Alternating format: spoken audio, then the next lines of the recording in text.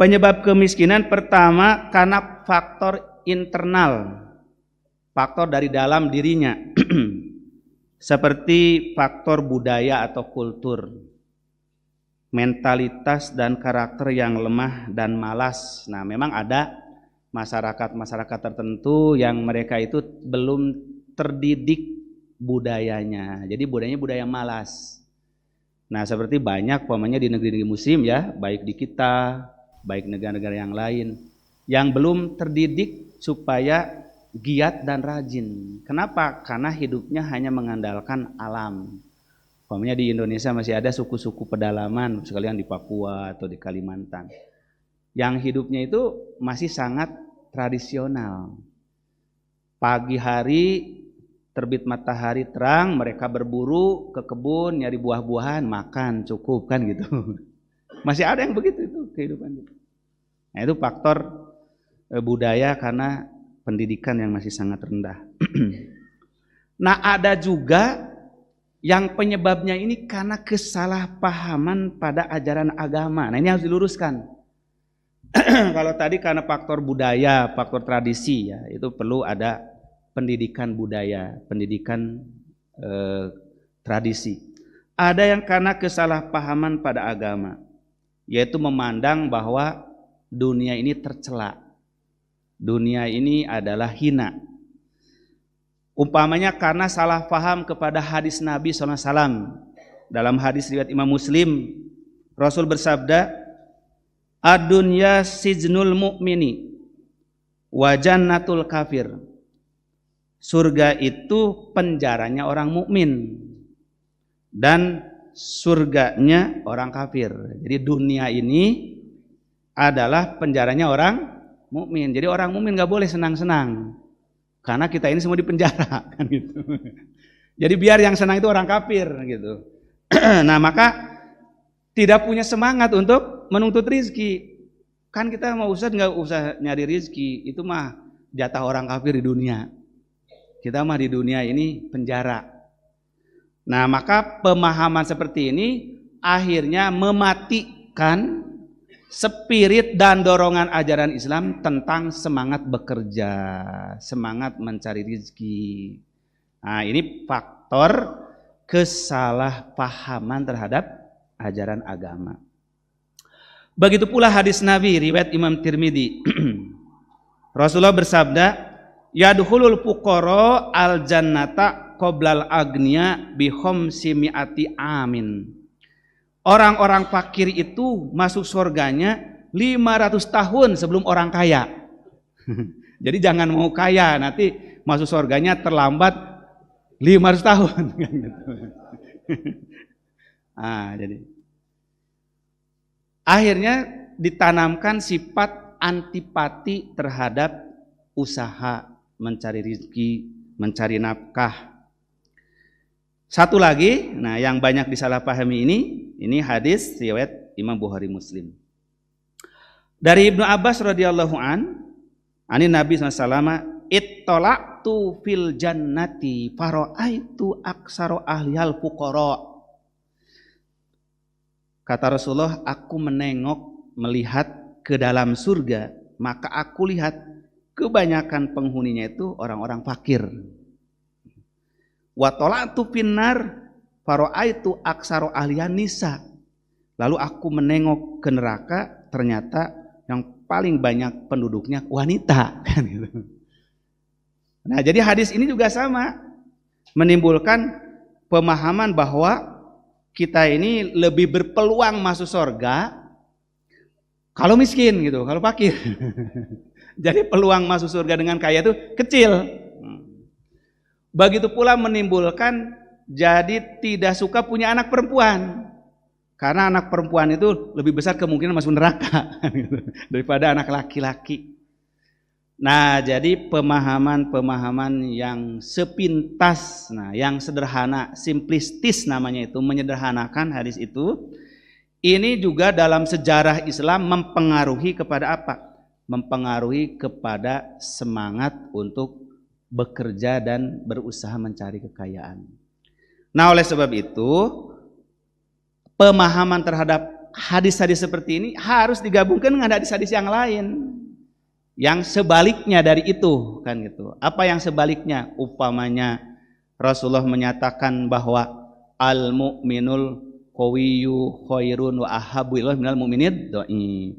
Orang mukmin yang kuat fisiknya, kuat harta kekayaan, kuat ilmunya, itu lebih baik, lebih dicintai oleh Allah daripada yang lemah. Nah, jadi maka harus digabungkan hadis itu. Berarti apa menyebabkan bahwa orang kaya banyak ke neraka?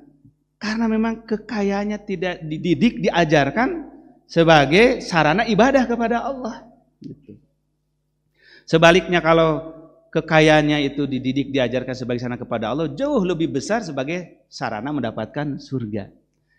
Maka di hadis yang lain Rasul bersabda, ni'mal malus sholih lil mar'is sholih.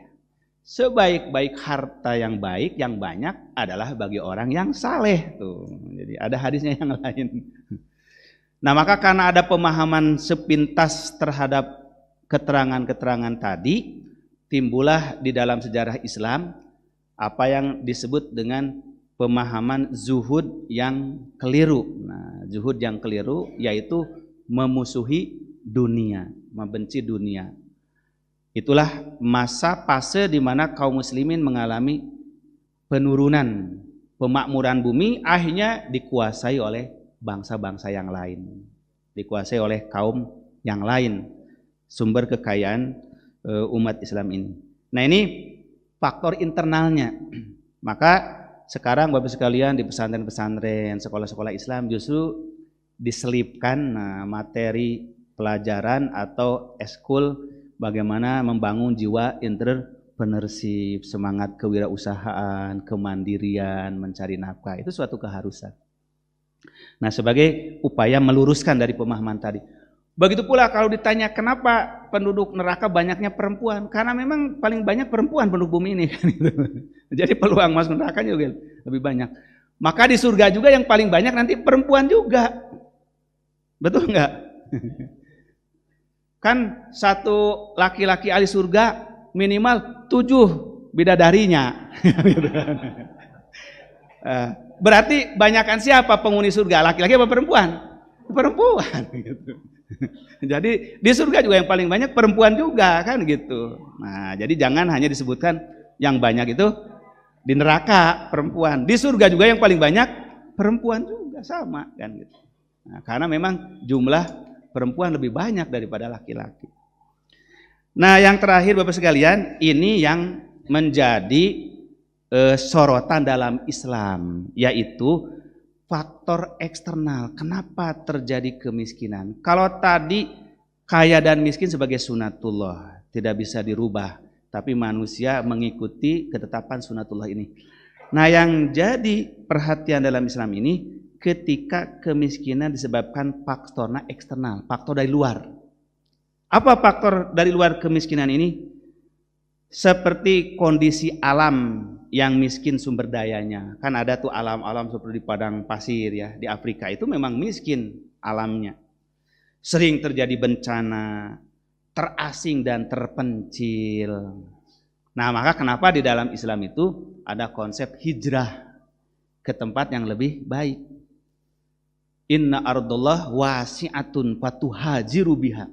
Bumi Allah itu luas, harus hijrah. Tidak boleh orang memaksakan di tempat yang di situ kekurangan sumber daya alamnya, apalagi bencana. Nah, di kita terkadang orang karena sudah dididik susah maupun senang harus di kampung halaman itu, padahal itu sumber bencana. Gitu. Nah, di dalam Islam tidak boleh orang dipaksakan tinggal di daerah yang rawan bencana, dia harus mau pindah. Jadi kalau bahasa Jawa mangan olah mangan, yang penting ngumpul, gitu, ngumpul di situ. Padahal upamanya di situ daerah bencana, daerah gunung meletus. Ini harus dipahamkan masyarakat. Yang kedua, atau faktor struktural, faktor kekuasaan, yaitu adanya kekuasaan yang zalim dan rakus yang menyebabkan kemiskinan kepada rakyat.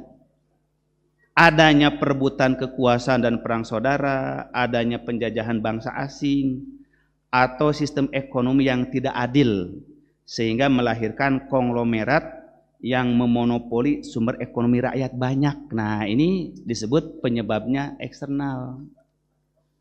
Jadi sekarang ini banyak Bapak Ibu sekalian, kemiskinan di dunia ini salah satu penyebab terbesarnya karena faktor di luar. Ketidakadilan bangsa-bangsa terhadap bangsa yang lain. Umpamanya bangsa-bangsa yang kaya raya, bangsa Eropa, Amerika itu selalu mengeksploitasi kekayaan negeri-negeri yang berkembang, terutama negeri-negeri Muslim. Baik itu sumber daya alamnya, gas, minyak, perak, emas, ataupun kekayaan alam lautan maupun udaranya. Jadi kemiskinan itu seperti diciptakan, itu, dipelihara. Agar bangsa-bangsa itu tergantung kepada mereka, diberikan hutang, terus dia tidak bisa lepas dari hutang gitu. Nah, itu secara global.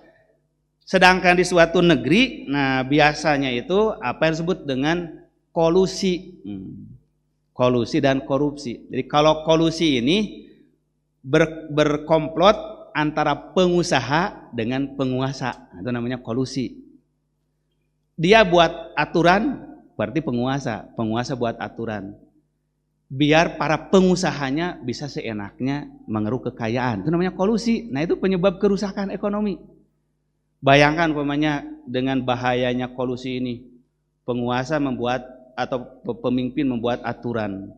Bolehnya lahan dikuasai oleh sekelompok orang atau oleh satu perusahaan jutaan hektar umpamanya kan. Nah, ini kan menyangkut kebijakan, berarti kan kekuasaan. Sedangkan pengusahanya adalah yang memanfaatkan kebijakan itu. Sedangkan di satu sisi ada rakyat-rakyat yang untuk tempat tinggal saja 100 meter persegi saja susah kan gitu. Nah, ini kan namanya kebijakan. Ini kebijakan. Nah, kalau yang seperti ini bukan sunatullah kan, itu bukan sunatullah ini. Ini bukan sunatullah, tapi apa? Ini adalah usaha manusia. Kebijakan manusia ini yang harus diluruskan, yang harus dikoreksi, harus didakwahi. Nah, disitulah Islam hadir datang untuk membangun keadilan